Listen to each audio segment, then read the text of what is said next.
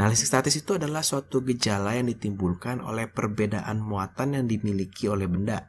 Jadi kita sudah pernah belajar ya tentang kalau unsur atau senyawa itu bisa memiliki suatu muatan tergantung jumlah elektronnya. Nah, gambar-gambar berikut adalah beberapa contoh adanya listrik statis di sekitar kita. Nah, ini ya, jadi kalau kita memakai baju atau sedang menggosok-gosok dengan kain atau dengan plastik, nanti rambut kita bisa berdiri tuh ya. Jadi di contoh ini anaknya sedang bermain perosotan plastik, rambutnya jadi berdiri karena adanya listrik statis. Atau styrofoam, kalau teman-teman sedang bermain styrofoam atau tugas yang menggunakan styrofoam, dipotong dan sebagainya, tentunya ada styrofoam kecil yang menempel dan rasanya sulit untuk dilepaskan dari tangan atau dari baju kita. Itu adalah salah satu gejala listrik statis. Atau yang paling dekat lagi, kalau teman-teman lagi makan mie, dapat sumpit gitu ya, ada plastiknya. Nah, ketika kita membuka plastiknya, ada kemungkinan plastiknya itu bisa nempel di tangan kita. Nah, itu adalah salah satu gejala dari listrik statis di sekitar kita. Nah, gimana sih suatu benda itu bisa bermuatan? Ternyata benda itu secara alami dia netral. Namun dia bisa bermuatan listrik jika dilakukan beberapa hal berikut. Yang pertama itu konduksi. Konduksi itu adalah cara membuat suatu benda menjadi bermuatan dengan cara menempelkan. Jadi kalau konduksi itu benar-benar ditempelkan dengan benda lain yang sudah bermuatan. Contoh di sini kakak punya sebuah bola yang netral ditempel dengan batang yang positif. Nah, kita perlu ingat ya, kalau yang bergerak itu hanyalah elektron atau yang negatif gitu ya. Sehingga ini akan bergerak mendekat ke sini gitu ya, bergerak mendekat ke sini, bergerak mendekat ke sini, bahkan masuk ke sini nih. Nah, mengalir pindah ke sini. Sehingga nanti ketika batang ini dicabut, nah jadi mereka ini berpindah sampai muatannya sama, seimbang gitu ya. Nanti kalau batang ini kita cabut, kita lepaskan, si bolanya ini sekarang tinggal yang muatan positifnya saja. Sehingga dia jadi bermuatan positif. Atau ketika dia ditempelkan dengan benda bermuatan negatif. Nah, jadi si elektron ini akan mengalir ya. Jadi yang mengalir ini si elektron. Kenapa sekarang yang di sini bukan yang di dalam yang mengalir keluar, tapi yang dari batang ini akan mengalir ke sini. Kenapa? Karena di sini lebih negatif. Nah, yang di sini netral berarti 0 lah anggapannya gitu ya. Yang ini 0, yang di sini lebih positif.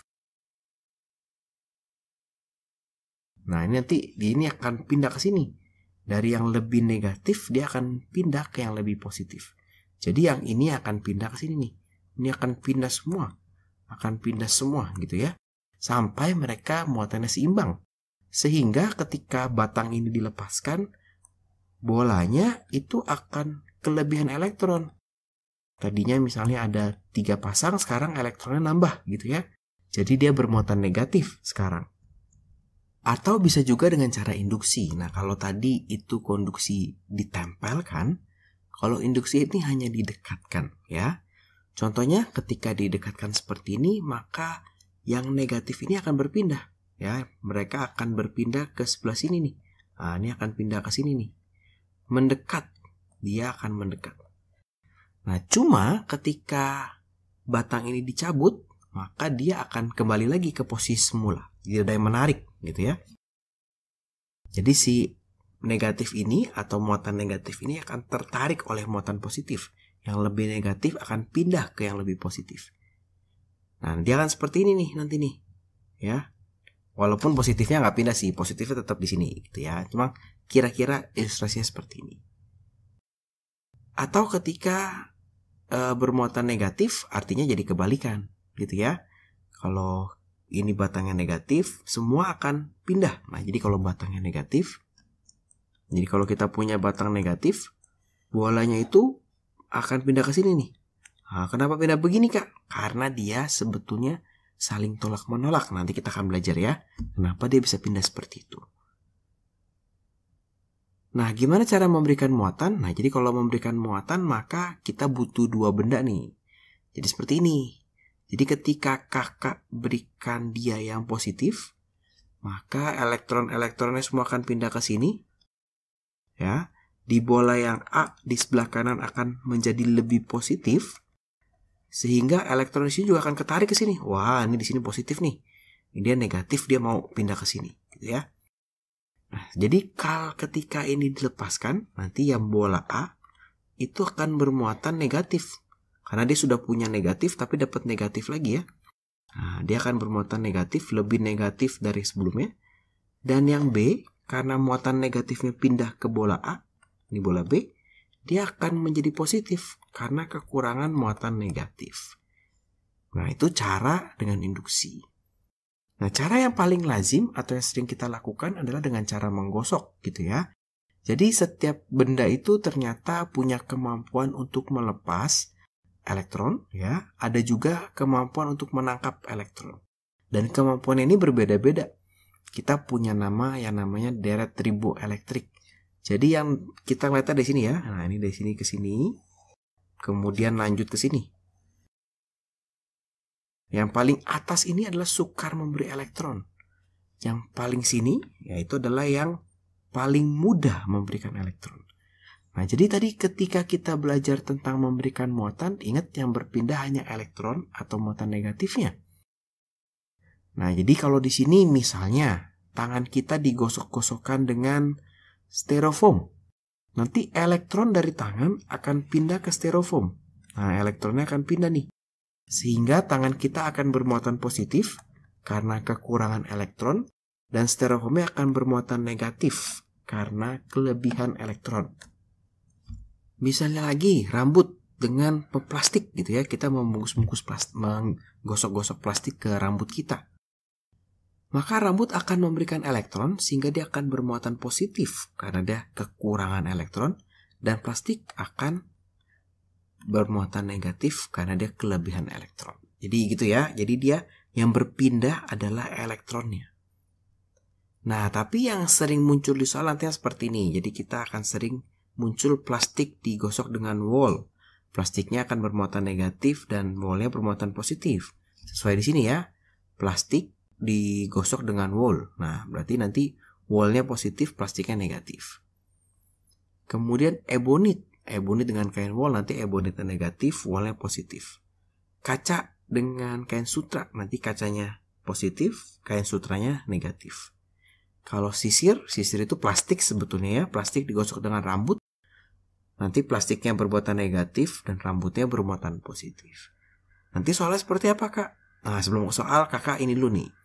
Nah, jadi dua buah benda yang saling bermuatan ini punya interaksi. Tergantung dari jenis muatannya. Kalau muatannya berbeda, satu plus, satu minus, dia akan saling tarik-menarik ya. Cowok dan cewek tentunya saling tertarik gitu ya. Tapi kalau muatan kedua benda sama, ya cowok sama cowok, ya sebagai teman aja gitu, tidak tertarik dengan maksud lebih gitu ya. Cara menghafalnya gitu. Jadi kalau bendanya sama, dia nggak mau tolak menolak. Kalau berbeda, dia mau, dia tarik menarik ya. Nah, inilah yang tadi kakak pakai prinsipnya dalam menjelaskan yang ini nih. Mana tadi ya? Nah, jadi ketika ada muatan negatif di sini akan pindah ke sebelah sini. Nah, lari dia. Di sini ada positif. Wah, yang negatifnya akan ke sebelah sini. Mendekat gitu ya. Si positif yang lain akan tetap nih. Si negatif yang ini akan lari. Mendekat ke si positif. Nah, jadi ini adalah prinsip dari cara membuat benda menjadi bermuatan. Nah, contoh soalnya adalah seperti ini. Jadi biasanya soal-soalnya tentang pertanyaan yang gosok-gosok. Plastik digosok dengan kain wool akan bermuatan negatif. Pernyataan yang benar apa? Gitu ya. Maka yang kita lihat adalah elektron yang berpindah. Karena woolnya bermuatan negatif, maka wool kelebihan. Berarti dia menerima. Berarti elektron dari plastik pindah ke wool. Jawaban yang benar adalah yang D. Jika kaca digosok dengan kain sutra, yang terjadi apa? Nah, tadi kita lihat di sini ya. Kaca dengan kain sutra, kaca bermuatan positif, kain sutra bermuatan negatif. Berarti kaca bermuatan positif. Nah, berarti ini di sini nggak ada ya kaca bermuatan positif ya. Kita tulis dulu nih. Kaca menjadi positif, sutra menjadi negatif. Yang A dan B sudah pasti salah ya karena kebalik. Yang C juga pasti salah nih karena proton tidak berpindah. Yang berpindah adalah elektron. Elektron dari kaca pindah ke kain sutra nih. Ya, sehingga kacanya kekurangan elektron sehingga dia positif. dan sutranya kelebihan elektron sehingga negatif. Maka yang benar adalah yang D. Pada kesempatan kali ini kita akan membahas mengenai penerapan listrik statis dalam kehidupan sehari-hari.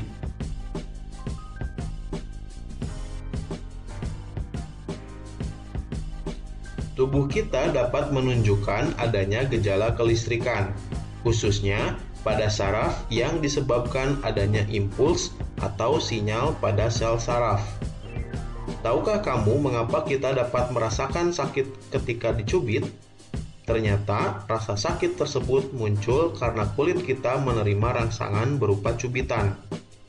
Rangsangan ini selanjutnya diubah oleh sel saraf dalam kulit menjadi impuls. Kajian yang khusus mempelajari tentang aliran impuls pada tubuh manusia disebut biolistrik. Tegangan atau beda potensial pada tubuh berbeda dengan yang kita bayangkan seperti listrik rumah tangga. Kelistrikan pada tubuh hanya berkaitan dengan komposisi ion yang terdapat dalam tubuh, bukan listrik yang mengalir seperti pada kabel listrik di rumah-rumah. Bagaimanakah cara sel saraf menghantarkan impuls? Sel saraf menghantarkan impuls karena terjadi pertukaran ion-ion di dalam dan di luar membran sel saraf. Pertukaran ion tersebut tidak dapat terjadi begitu saja tanpa adanya rangsangan. Rangsangan yang cukup kuat dapat mengaktifkan pompa ion, sehingga menyebabkan terjadinya pertukaran ion. Saat sel saraf tidak menghantarkan impuls, muatan positif Na melingkupi bagian luar membran sel. Pada kondisi demikian, membran sel saraf bagian luar bermuatan listrik positif dan membran sel bagian dalam bermuatan listrik negatif.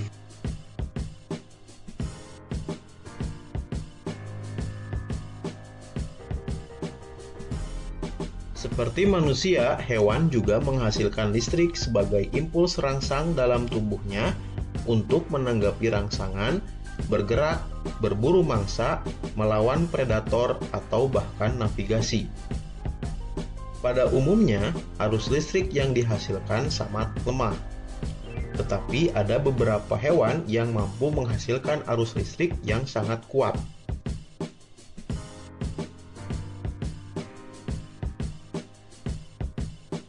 Ikan belalai gajah memiliki mulut yang panjang menyerupai bentuk belalai gajah. Ikan ini dilengkapi dengan organ khusus yang disusun oleh ribuan sel elektroplugs pada bagian ekor yang mampu menghasilkan listrik statis bertegangan tinggi. Sel elektroplugs merupakan sel yang menghasilkan muatan negatif pada bagian dalam dan muatan positif pada bagian luar saat ikan belalai gajah dalam keadaan beristirahat. Arus listrik akan muncul pada saat otot ikan berkontraksi dan pada saat yang bersamaan ikan mampu mendeteksi keberadaan predator dan mangsa.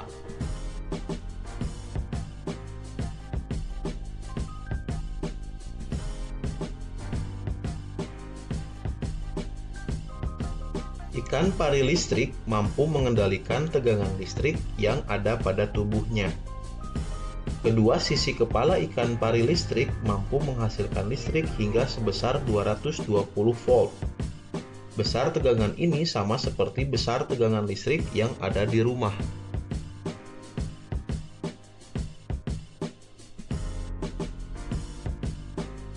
Hiu kepala martil memiliki ratusan ribu elektroreseptor atau sel penerima rangsang listrik. Hiu kepala martil mampu menerima sinyal listrik hingga 0,5 miliar volt. Hiu kepala martil biasa menggunakan kemampuan mendeteksi sinyal listrik untuk mengetahui letak mangsa di bawah pasir, menghindari keberadaan predator, dan untuk mendeteksi arus laut yang bergerak sesuai medan magnet bumi.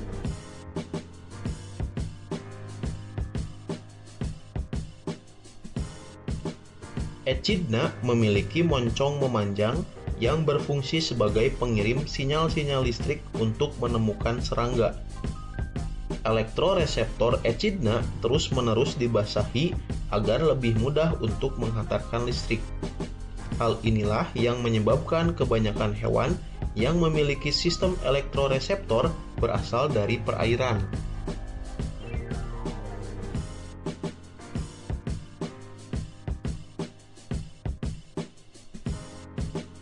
Penelitian menunjukkan bahwa belut listrik dapat menghasilkan kejutan tanpa lelah selama 1 jam.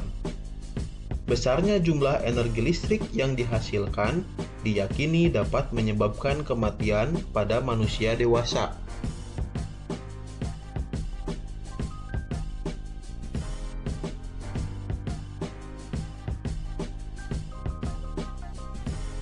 Lele air tawar yang berasal dari perairan tropis di Afrika ini memiliki kemampuan untuk menghasilkan listrik hingga sebesar 350 volt. Besarnya energi yang dihasilkan lele listrik sama seperti energi listrik yang diperlukan untuk menyalakan komputer selama 45 menit.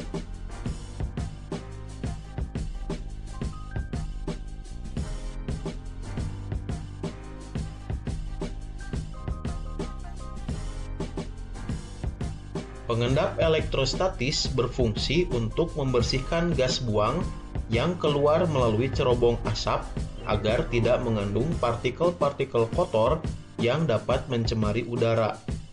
Komponen utama yang ada pada alat ini adalah kawat yang bermuatan negatif dan plat logam yang bermuatan positif. Pada saat asap kotor melewati kawat, beberapa partikel abu akan bermuatan negatif. Setelah itu, plat logam yang bermuatan positif akan menarik partikel abu tersebut sehingga membentuk jelaga yang mudah dibersihkan.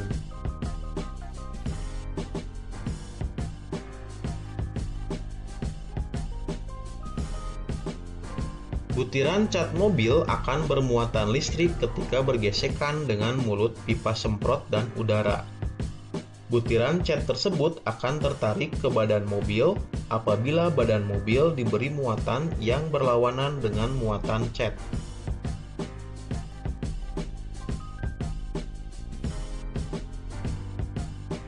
Selain menerapkan konsep optik, mesin fotokopi juga menerapkan konsep listrik statis. Komponen utama pada mesin fotokopi yang menerapkan listrik statis adalah penggunaan toner atau tempat bubuk hitam halus. Toner sengaja dibuat bermuatan negatif sehingga mudah ditarik oleh kertas.